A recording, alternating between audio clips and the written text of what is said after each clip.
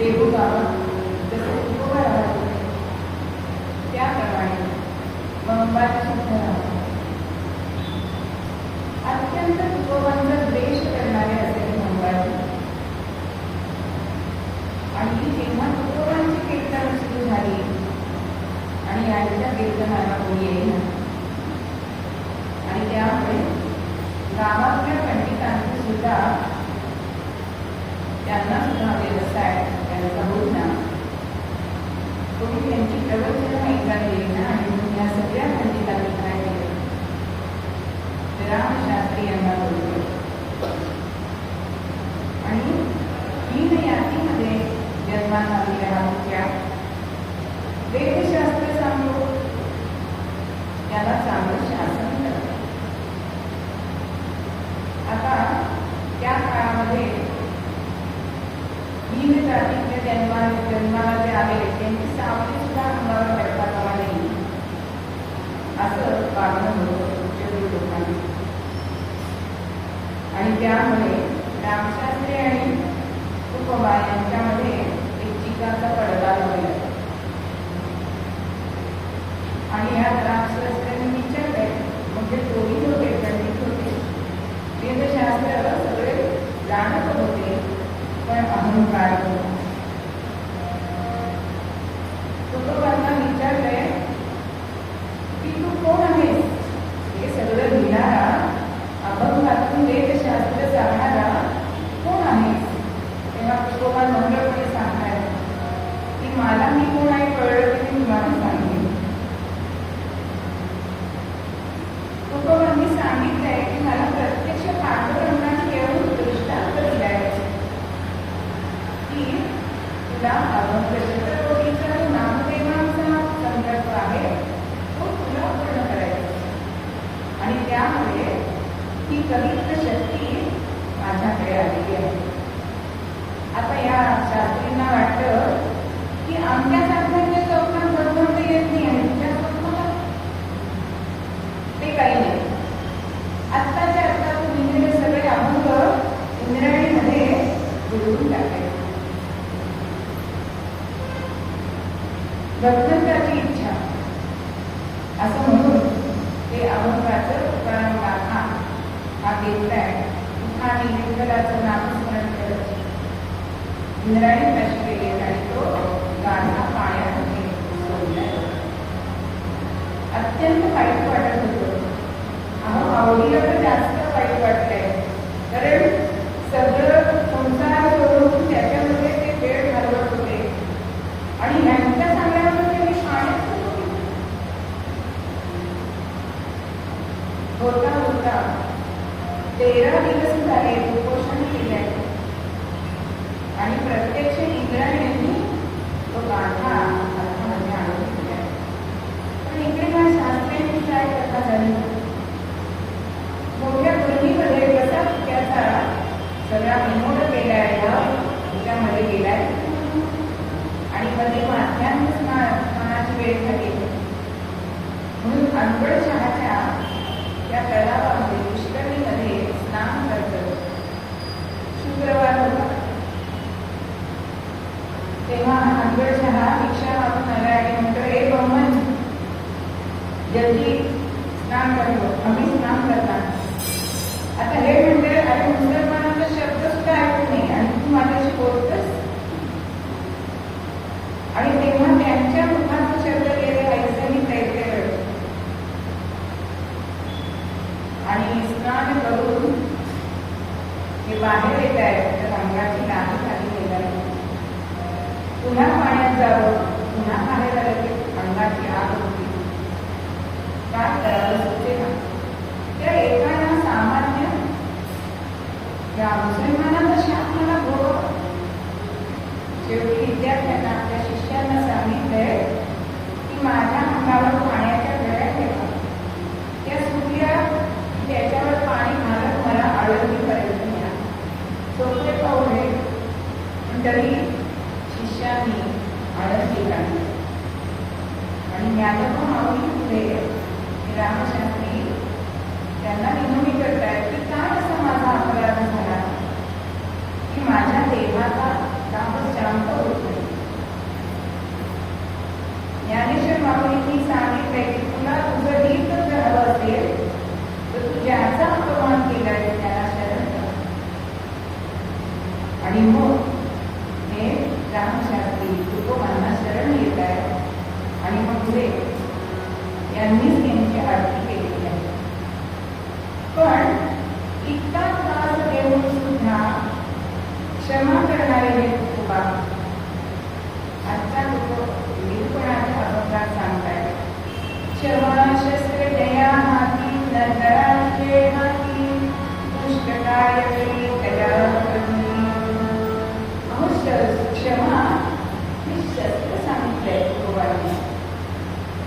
आणि हे कोण धारण करू शकतं की जो सामर्थ्यवान आहे ना तोच क्षमा करू शकतो. अशक्ताला त्याचा अधिकार नाही.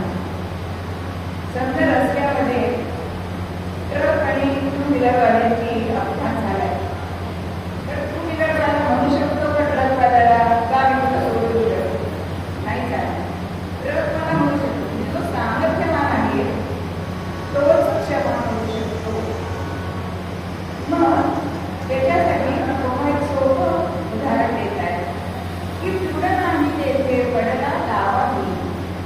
आपण तिथे गवत नाहीये, तिथे जर अग्नी पडला तर काय होतं? जाई तुझोनी आपस घ्या, तो आपोआप विझून जातो. तसं आहे की जो क्षमा धारण करतो तो समोरचा किती निकृष्ट असला तरी तो काहीही करू शकत नाही. मग हा क्षमा जो आहे हा कोणी कोणी धारण केलेली आहे तर देवानी सुद्धा धारण केलेली आहे क्षमा. आपल्याला शिशुपालाचं उदाहरण माहिती की ज्या वेळेला कृष्णाचा हा आत्तेभाऊ आहे शिशुपाल, तो जन्माला आला त्यावेळेला त्याला 4 हात, कपाळावर एक नेत्र होतं आणि असा विद्रुप मुलगा कसा ठेवायचा असा विचार येत आहे. तेव्हा आकाशवाणी झाली की त्याने त्याला मांडीवर घेतल्यानंतर याचा हा तिसरा नेत्र आणि हात इतर हात गळून पडतील, त्याच्या हातून त्याला मृत्यू आहे. आणि वसुदेवाबरोबर श्रीकृष्ण भगवान यांना लहान स्थान गेलेले आणि त्यावेळेला लहान मुलांना असं वाटतं की आपण पण लहान मुलांना घ्यावं पण आपण त्यांना देत नाही ऐकतात कारण ते पाचवी कुठेतरी त्याची मान केलं असं म्हणतो आणि देतो. पण या त्याने त्या कारण तिला सांगितलं होतं की त्याच्या मांडीवर ठेवेल आणि गळे तो त्याचा मृत्यू त्याच्या हातला. आणि म्हणून कृष्णाच्या हातावर मांडीवर सुद्धा त्याला दिलाय. आणि मंडळी तो तिने तिसरा नेत्र आणि हात गळून पडले. आणि तेव्हा ही आत्या त्याला सांगते की तुझ्या हातून याचा मृत्यू आहे पण तू मला असं वचन दे की याचे 100 अपराध तू माफ करशील. आणि तेव्हा भगवंताने सुद्धा वचन दिलंय की मी 100 अपराध त्याचे माफ करते. लहानपणापासून कृष्णाचा द्वेष करणारा हा शिशुपाल आणि मोठेपणी बलराम दादा सुद्धा रुक्मी म्हणजे रुक्मिणीचा मोठा भाऊ हा शिशुपालाला रुक्मिणी देणार होता. पण कृष्णाने तिचं हरण केले आणि त्याची विवाह केला. आणि तेव्हापासून द्वेष मनामध्ये घुसत असताना अनेक वेळा याच्यामधून अपराध घडले. पण भगवंतांनी आत्याला वचन दिल्याप्रमाणे ते अपराध क्षम्य केले. आणि शेवट राजश्री यज्ञाच्या वेळी तेव्हा असं झालं की यज्ञाच्या आधी अग्रपूजा कोणाची करायची तेव्हा भीष्माचार्यांनी सांगितलं की भगवान श्रीकृष्णाची पूजा. त्यावेळी हा उभा राहिलाय आणि म्हणतो की हा राजा नाही, हा गवळ्याचा पोर आहे, हा चोरी करणारा आहे, अनेक स्त्रियांशी विवाह त्यांनी केलाय, याची कशी काय तुम्ही पूजा करता? आणि अनेक नको ते शब्द अपशब्द असे बोलले. आणि त्यावेळेला 101 अपराध झाला. त्या मंडपामध्ये भगवंतांनी त्याचा शिरच्छेद केलाय, सुदर्शन चक्र. म्हणजे भगवान सुद्धा 100 अपराध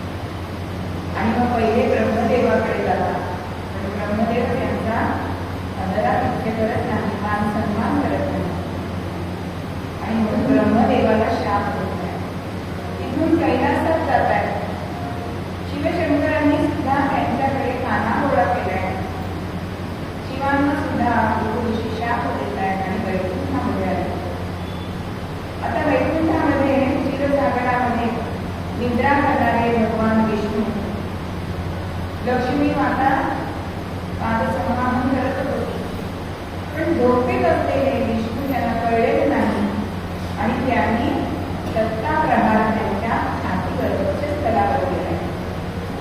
झोपेतून जागे झाले पण रागावले नाहीये. आज आपल्याला झोपून वगैरे किती त्रास होतो, लगेच आपण आईला सुद्धा बोलत असतो, आई तेव्हा उठवते मुलांना तेव्हा. पण भगवान विष्णूंनी त्यांच्या पाया पडलेल्या आणि विचारले की माझ्या अशा कठोर पक्षाने तुमच्या पदकमलाला त्रास नाही न झाला. आणि तेव्हा सगळ्यामध्ये क्षमाशील भगवान विष्णू आहेत असे भृगु ऋषींनी सांगितलंय. आणि त्याचं प्रतीक आजही भगवंताच्या छातीवरती देवभक्त लांछन आहे. असे हे भगवंत भक्तांना क्षमा करत असतात. म्हणजे क्षमा हे शस्त्र आहे, ते पण अशक्तांचं नाही. तर वीर क्षमा वीरच भूषणामध्ये तुला सांगितलेलं आहे. जो खरा वीर असतो ना त्याचं लक्षण आहे क्षमा. तर तसं भगवंत हा क्षमा करत असतो. तसे आईकडे सुद्धा आपल्या मुलांना कायम क्षमा करतात. ते कधीही त्यांना दूषण देत नाही. पुत्राचे सहस्र अपराध माता कायम आणि तयार झाले. कितीही मुलांनी अपराध केले तरी सुद्धा आपल्याला काळजाची गोष्ट माहितीये की इतका आईला त्रास दिलाय आणि शेवटी त्या बाईने सांगितले की तुझ्या आईचं काळी करून दे. पण काळी म्हणताना एक लागली आहे, काळी पुन्हा तुला काय हातात नाही. पण त्या काळजातून सुद्धा काय उपचार आले, बाळ तुला लागलं नाही ना. म्हणजे कितीही त्रास दिला तरी सुद्धा मुलाचे अपराध हे आई वडील क्षम्य करत असतात. शिक्षक असणारे वडील आणि घरामध्ये दारिद्र्य होतं. हा मुलगा म्हणायचा की तुम्ही आमच्यासाठी काय केलं. आणि एक दिवस हा मुलगा डबा घेऊन जायला विसरला. तेव्हा आई म्हणजे जरा देऊन येता का होत्या. आणि कामावरती मुलगा गेला, ऑफिसमध्ये वडील गेले. सुरक्षा अधिकाऱ्यांनी सोडलं नाही म्हणून बाहेर झाडाच्या पारावरती बसले बाजूवर. आणि मोठा मोठा लंच टाईम झाला आणि तो मुलगा आणि त्याचा साहेब ते बाहेर येत आहेत आणि समोर बघतायत तरी वडील बसलेले आहेत. आता ह्या मुलाने लाज वाटते की आपले वडील कशाला आले. पण त्याचा जो साहेब होता त्याने त्या वडिलांना बघितले आणि पटकन त्यांच्या चरणावर लीन झाला. हा मुलगा बघत राहिला. माझे साहेब म्हणजे माझ्या वडिलांचं काय होत आहे. या वडिलांकडे हा जो साहेब होता लहानपणी अत्यंत दूर अभ्यासाची आवड नाही, पण त्याच्या मनामध्ये अभ्यासाची आवड निर्माण करून या मुलाला शिकवलेलं. आणि आज तो मोठा पोस्टवरती होता. तुमच्याकडे आज ही पद मिळवलंय ही कृतज्ञता त्याच्याजवळ होती. म्हणजे मुलगा चांगला वाटत नाहीये पण वडिलांनी त्याला माफ केलंय.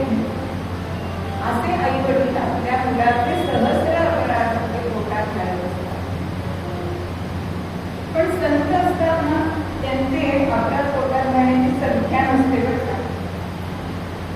ते जे कोणी त्यांचे शिष्य असतील, भक्त असतील, दीनजन असतील, त्यांचे सगळ्यांचे अपराध हे पोटात घालणारे संत असतात.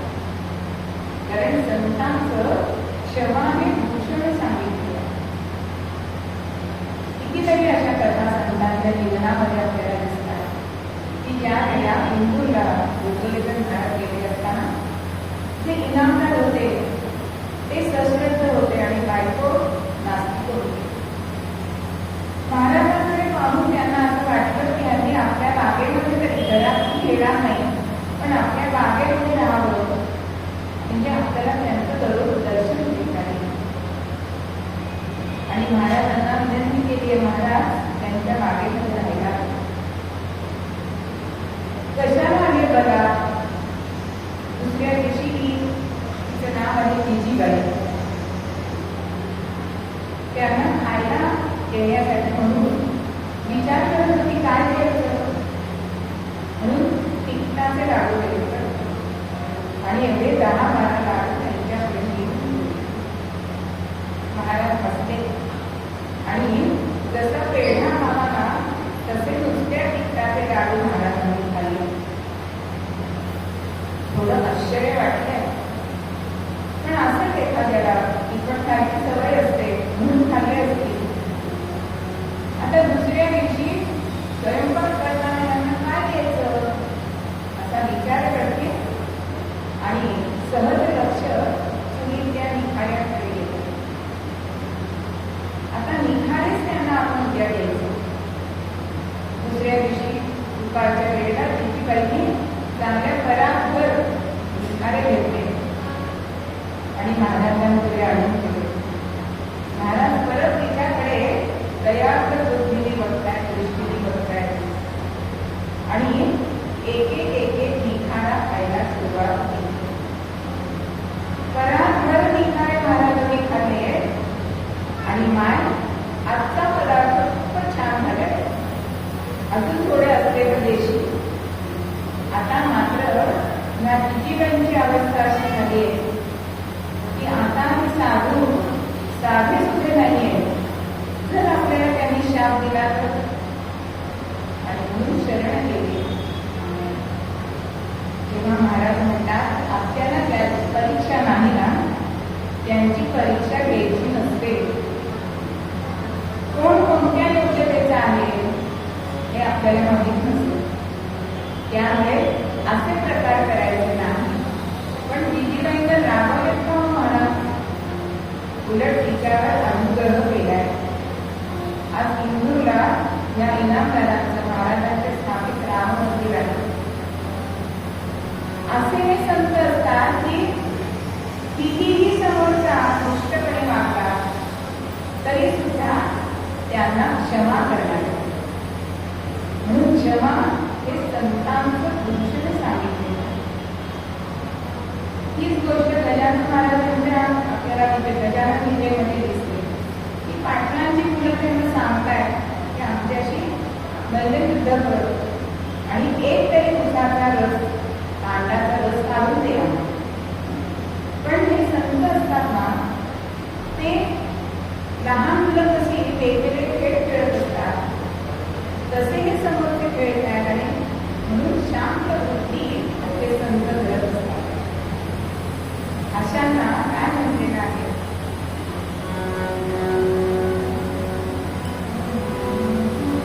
धन्यते चित्रायणी जया क्षमा कुरुणी, धन्यते चित्रायणी जया क्षमा कुरुणी, धन्यते चित्रायणी जया क्षमा कुरुणी,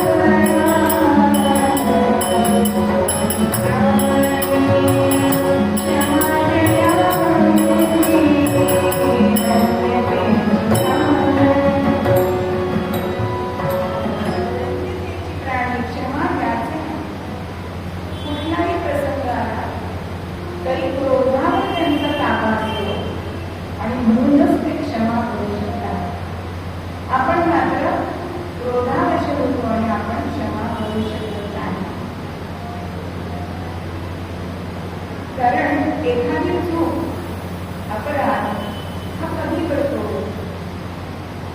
तर एक तर परिस्थितीजन्य किंवा भूकेने सुद्धा अपराध होऊ शकतो. असाच एक मुलगा लहान 7-8 वर्षाचा मुलगा. दरिद्री परिस्थिती होती आणि आईला औषध आणायची होती. आणि असं झालं की एका दुकानात चोरी केली, कारण मागून कोणी देत नाही आणि आईचे प्राण वाचवायचे. आणि तेवढ्यामध्ये त्या सावकाराने त्याला पकडले. आता ह्याला शासन द्यायला पाहिजे, पोलिसांकडे द्यायला पाहिजे. पण त्या गावामध्ये आबा नावाचे मोठे सरपंच राहत होते आणि त्यांच्या कानावर गेले. त्या आबांनी ते छोट्या मुलाला जवळ घेतलं आणि म्हणतोय की बाळ का तू चोरी केली? तेव्हा तो म्हणतो की माझ्या आईला औषध आणायचं होतं म्हणून मी चोरी केली. आता सावकाराला या आबांनी सांगितलं की एक वेळ त्याला माफ कर.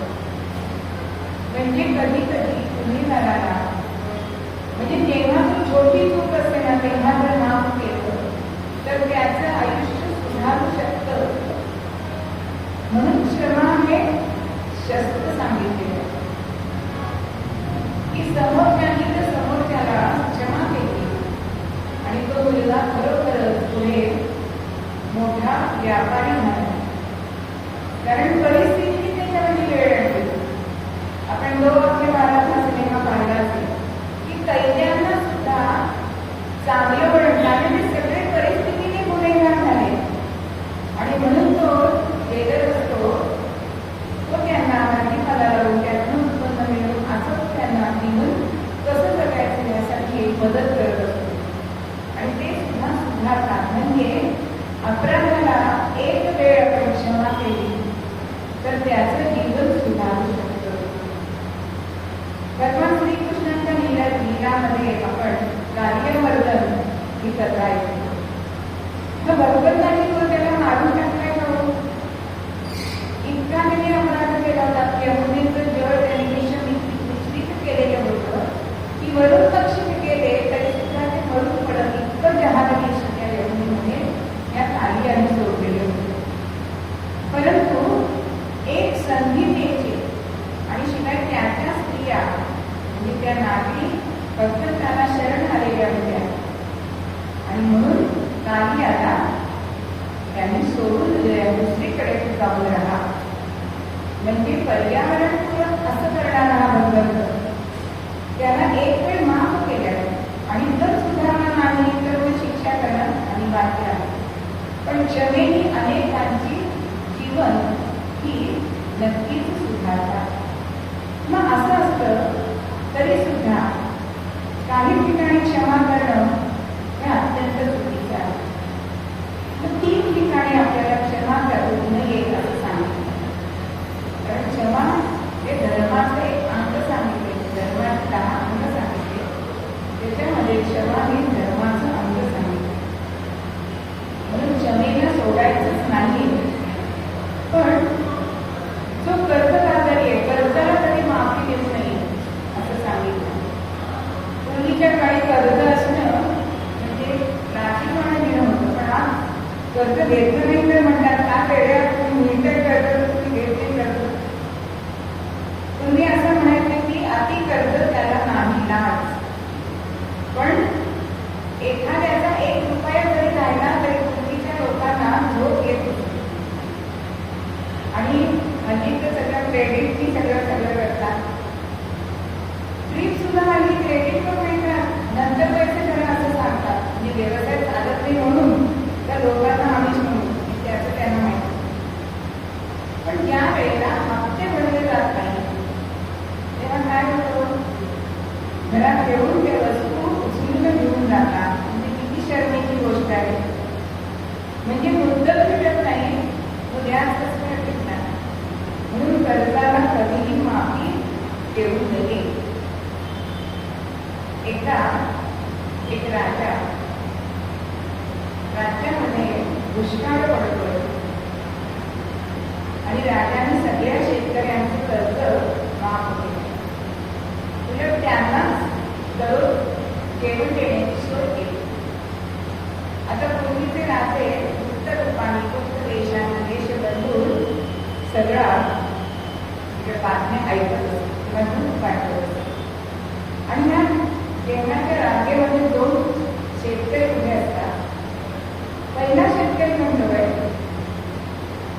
काय राजा आपला उदार आहे, आता काही करायचं नाही, नुसतं ठेवायचं, नको कष्ट. पण त्याच्या मागचा आता त्याचा विचार होता, तो म्हणतो की राजाने कर्जमाफी केली आहे, हे अजिबात योग्य नाही. कर्जमाफीमुळे प्रजा आळशी होतीये हे त्याला कळत नाही. आपल्याला तर त्यांनी थोडे अजून पैसे देऊन किंवा बियाणं देऊन जर आपल्याला शेत पेरायला सांगितलं असतं तर ते जास्त योग्य झालं. म्हणून कर्जाला कधीही माफी देऊ नये. दुसरी गोष्ट सांगितली की अग्नीला कधी क्षमा करू नये. दुसऱ्या वेळेस महाराज सांगतात की निकोबा की तुझं नाही तेथे पडीला लावा. पण एखादा गवताचं अगदी छोटं पात्र जरी असेल तरी त्याच्यावर जर अग्नी पडला आणि आपण म्हणतो की आपण थोडंसं ते अग्नी जाऊ दे असं म्हणलं तर काय होईल, तो किती मोठं रूप घेऊ शकतो याची आपल्याला सगळ्यांना कल्पना आहे. एका गावामध्ये अशी एका चौकीला आग लागली. आता ती विझवायला पाहिजे आणि म्हणून एका श्रीमंताकडे लोक गेले की तुमच्याकडे मोठी मोठी अशी भांडी आहे, तुमच्या वाड्यामध्ये विहीर आहे, तर त्यातलं आम्ही पाणी घेऊन जातो आणि ती आग विझवतो. पण हा श्रीमंत काही तयार नाही. तिकडे आग लागली ना, मला काय अहो पण ती आग पुढे पुढे जात जात त्याच्या वाड्यापर्यंत आली. म्हणजे अग्नीला माफ करायचं का? तो कितीही आपल्यामध्ये स्वाहा करू शकतो, म्हणून अग्नीला कधीही माफ करायचं नाही. आणि तिसरी गोष्ट सांगितली ती म्हणजे शत्रूला कधी माफ करायचं नाही. आपण म्हणतो आपण नाही म्हणत, तिने म्हणतात मी भाई म्हणतो तो भाई म्हणतात. आज आपल्या शेजारचा राष्ट्र सुद्धा आपल्या भारतात येऊन काय प्रकार करतोय हे आपल्या सगळ्यांना ज्ञात आहे. ती जागा ते सांगण्याची नाही. परंतु शत्रूला कधीही माफ करू नये. पृथ्वीराज चव्हाण हा शुद्ध योद्धा होता, पण म्हणूनच गोरीला त्यांनी किती वेळा स्वाऱ्या केल्या, 17 वेळा स्वाऱ्या केल्या, पण त्याला सोडून दिलाय. शत्रूला कधीही सोडायचं नसतं, गाफील राहायचं नसतं. तो कधी आपल्या गावात आलेल आपल्याला सांगता येत नाही. आणि खरोखरच 17 वेळी या गोरींनी दुसऱ्या जन्माला अटक केले आणि त्याचा वध केला. म्हणून गाफील राहायचं नाही. आपल्या जवळचा कितीही माणूस असला तरी सुद्धा आपल्याला त्याचा जर स्वभाव आपल्याला कळलं की हा एकाचं दोन करून सांगतो, त्याला आपलं उचित कधीही सांगतो नाही.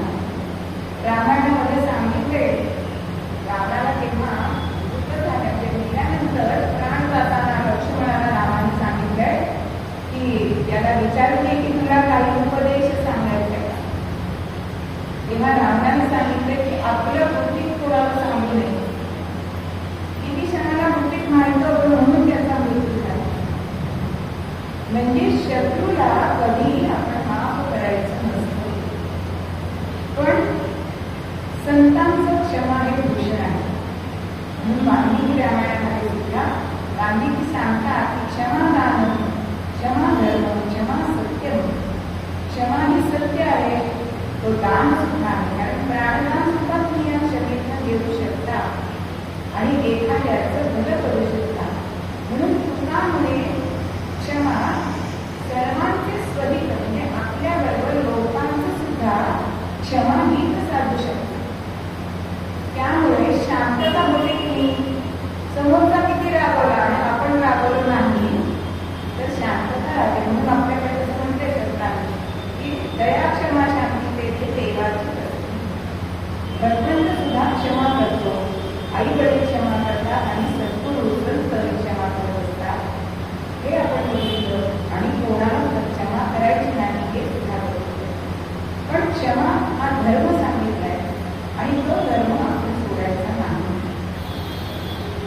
असा मात्र सांगितलाय तर धनाखंडित सुख रूप. या क्षमेला जर तुम्ही आपल्या हृदयामध्ये धरली सतत तर ही क्षमा तुम्हाला भूषण होणार आहे. आणि क्षमेने काय साधत नाही हो, समोरचा क्रोधात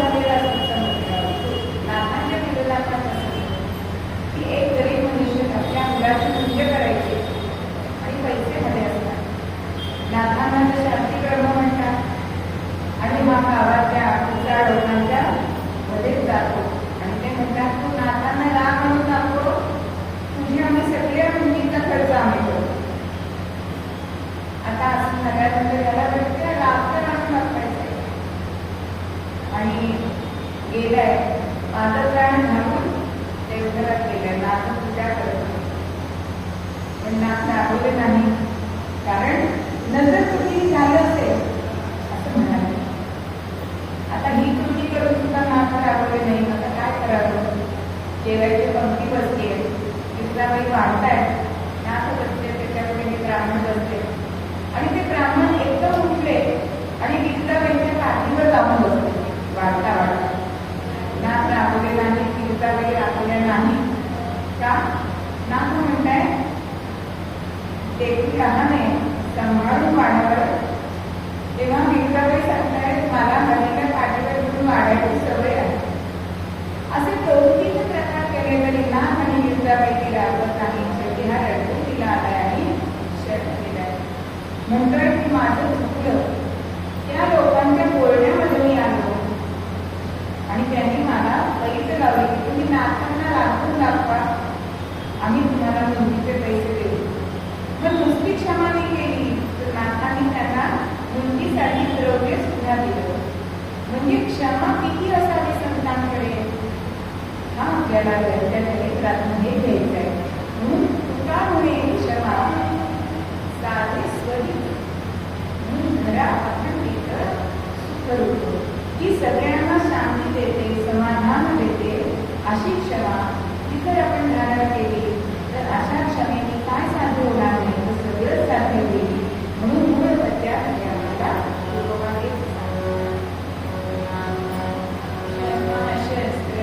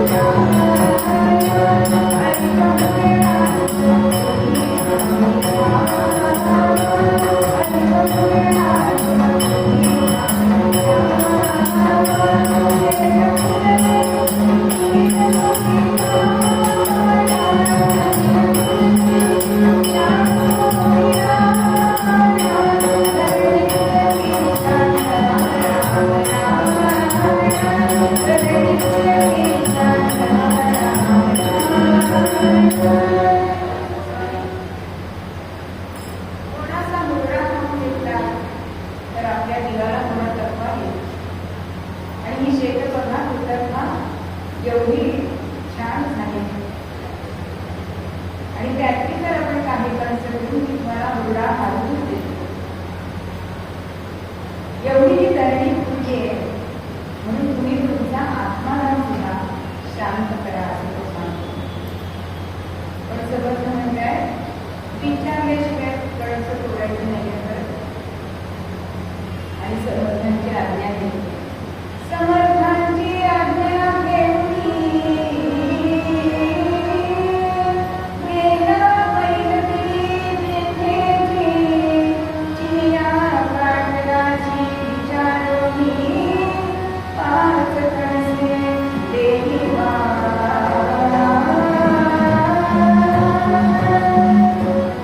थोडासा नाला होता, ओढा होता आणि त्या ओढ्यात हा पलीकडे गेलाय कारण तिथे दिसले कारण कोणीतरी आहे आणि फुलाची पाटी म्हणून तिथे ती घेतली आणि हा जो नम्रपणे माझ्या गुरुंना मुलगा खायचा आहे म्हणून माझं पंच द्या का अशी विनंती करते. पण माणसाचा स्वभाव असा असतो की विचारलं की नाही म्हणतात आणि तसं ह्या पिल्याची पाटलाने त्याला सांगितलंय अजिबात मिळणार नाही. एक कोणीच काय 5 वर्ष एक दाणा सुद्धा तुला तयार आहे. उगाच माझ्याशी तडजोड करू नको. तू आणि तुझा तो गुरु मला लपंगीत वाटतं त्याच्याला का तुम्हाला खास भेटत असता असं गुरुविषयी आता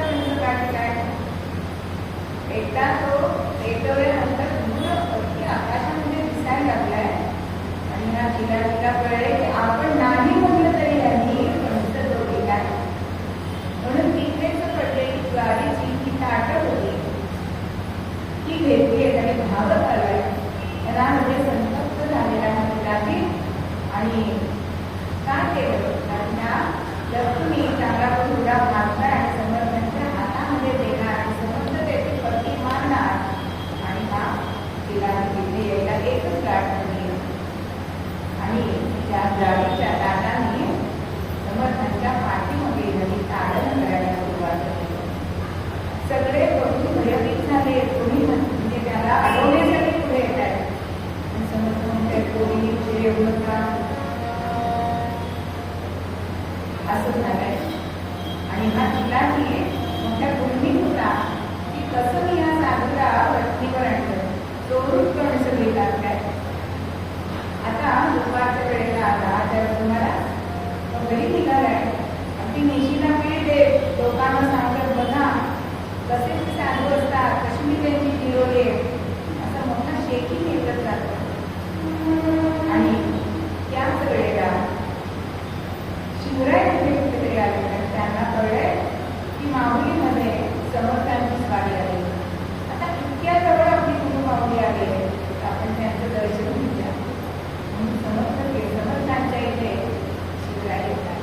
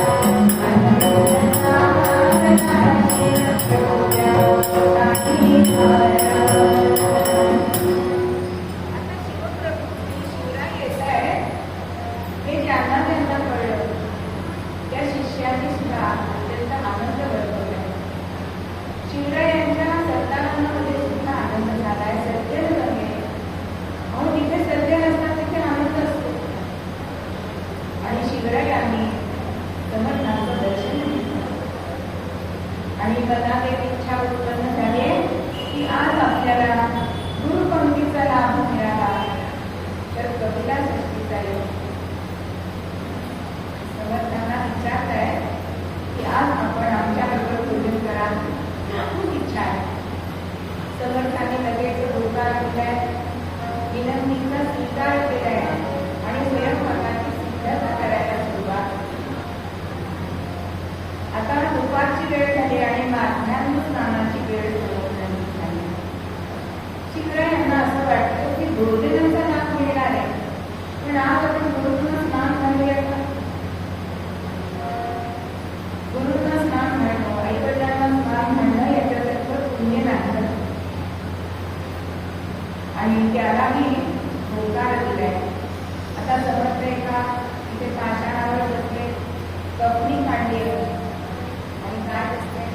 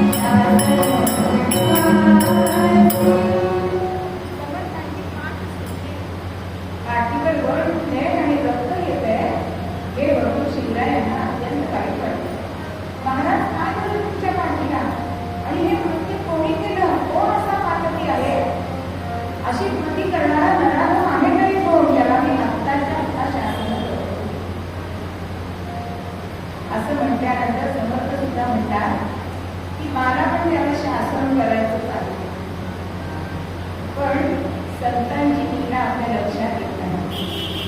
त्यांच्या मनामध्ये वेगळंच चाललेलं असतं. आणि असं सांगितल्यानंतर शिवरायांना ते सांगतायत आत्ताच्या आता त्याला उठून आण. पण माझी एक अट आहे, याला शिक्षा मी दिली हे तुला चालणार आहे का?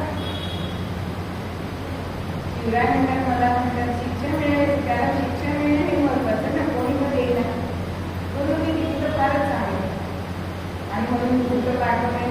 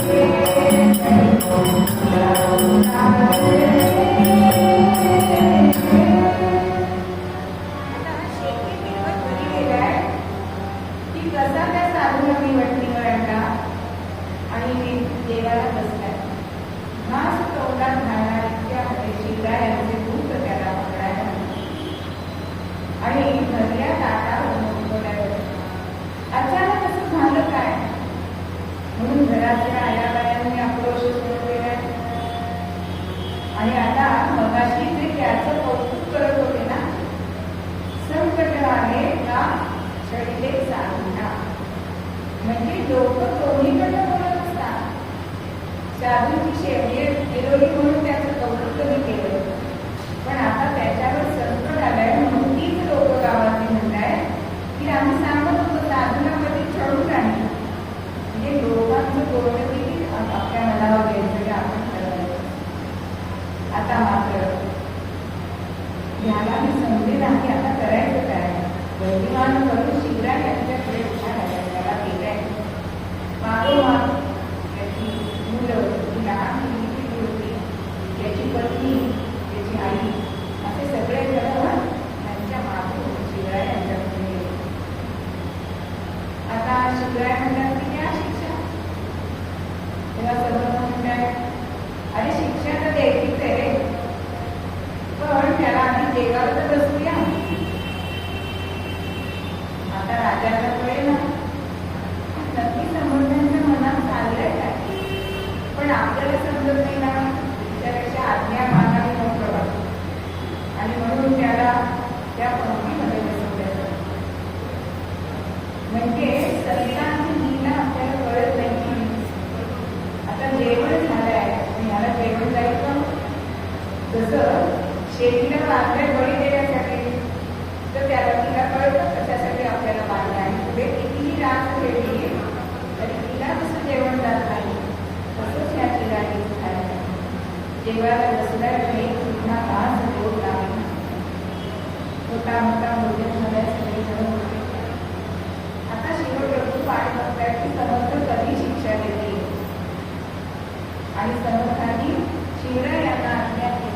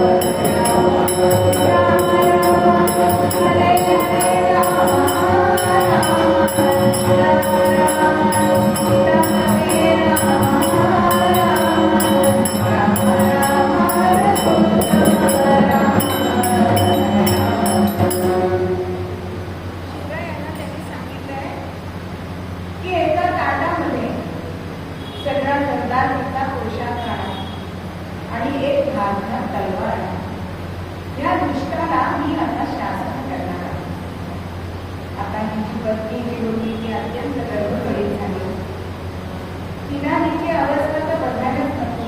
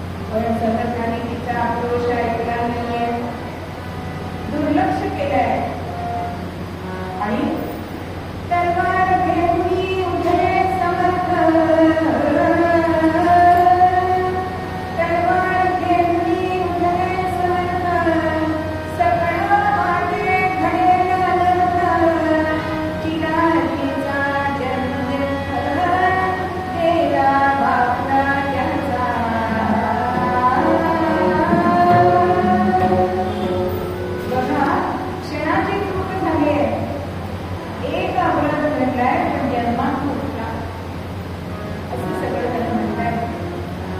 म्हणजे विनाशकार्य विपरीत बुद्धी त्याला झाली आहे आणि शिवरायांच्या गुरूंना ताडण केलंय. बघा आता काय वेळ आहे. आता समर्थ तलवार घेऊन पुढे जात आहे आणि सगळ्यांनी डोळे घट्ट मिटले की आता चिनाकीचं धड आणि शीर हे वेगळं होणार. मंडळी असं काहीच झालं नाही. कारण संतांना क्षमा हे भूषण आहे. उलट समर्थांनी त्याला पुढे घेतलंय शिवरायांच्या आणि त्यांना सांगताय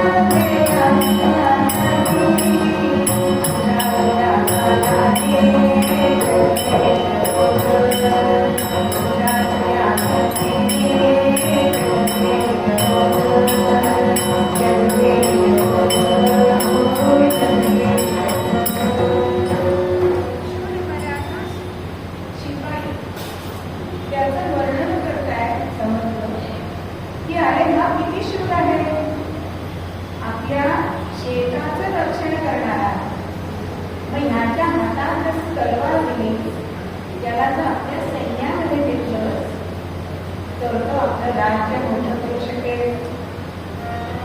आपल्या प्राणांना सुद्धा तो अर्पण करील आपल्या राष्ट्रासाठी आणि त्याला क्षमा करून तू हे जर त्याला प्राणदान दिलं तर हे जगाला सुद्धा बोध प्रकट होईल.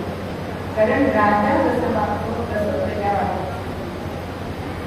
आणि एवढंच करून थांबले नाही असं म्हणलं तर शेतकरी आणि कष्टकरी हे राज्याचा आधार आहे. तर त्यांना आपण असं आपणात मारायचं नसतं. अरे क्रोधांश होऊन त्याच्या हातून एक अपराध घडला. कुठला मला तारण केला. मला ओळखत नव्हता ना मी कोण आहे हे ओळखत नव्हता आणि क्षणिक राग आलाय आणि त्यांनी मला तारण केलं. पण हा राग राज्यासाठी कसा उपयोगात आणता येईल हे तू राजा बोल. आणि एवढं करून थांबले नाही समर्थ तर तो म्हणा तर तो तिथे नुसता रखवारी करत होता. तो म्हणा त्याला इनाम म्हणून दे असं समर्थांनी सांगितलं. आणि आजही तो राम म्हणा म्हणून त्यांच्या वंशजांकडे आहे. म्हणजे संत हे क्षमा करतातच पण क्षमा करताना त्यांच्यातील जे गुण आहे तो गुण कुठे आपल्याला वापरता येईल हे सुद्धा ते बघत. आणि म्हणून संत म्हणतात ना की क्षमा हे समर्थांना म्हणजे संतांना भूषण आहे. ते अशक्तांचं काम नाही. मग क्षमेने काय करू शकत नाही तर सगळं घडतं. म्हणून क्षमा हे अत्यंत महत्वाचं असं शस्त्र आपल्याकडे असावं आणि ते आपण त्यांना एक अंश तरी आपल्यामध्ये घ्यावा की आपण समजा कोणाला अपराध आपल्या समोर घडलाय. बघा एखादी गप्पाची कामाची आपण किती रागवतो. कधी कधी तिचे पैसे सुद्धा कापतो. बरं किती महागात असेल एक टक्का वाया गेला किती तिला बोलतो. पण तिची सुद्धा मनस्थिती नसेल ते आपण विचारात घेतो का. म्हणजे तिला सुद्धा आपण क्षमा करू शकतो. आजची वस्तू फुटू शकते ना. पण हा विचार आपण क्रोधामध्ये असल्यामुळे आपल्या मनात येत नाही. पण संत मात्र हा विचार करत असतात आणि त्याच्यात सुद्धा ते गुणग्राहकता करत असतात आणि त्याचं फळ सगळ्या हितासाठी म्हणजे राष्ट्राचं हित समर्थाने आपल्याला या प्रकारे बघितलेलं दिसतं. म्हणजे त्याचं हित बघितलं राष्ट्राचं हित बघितलं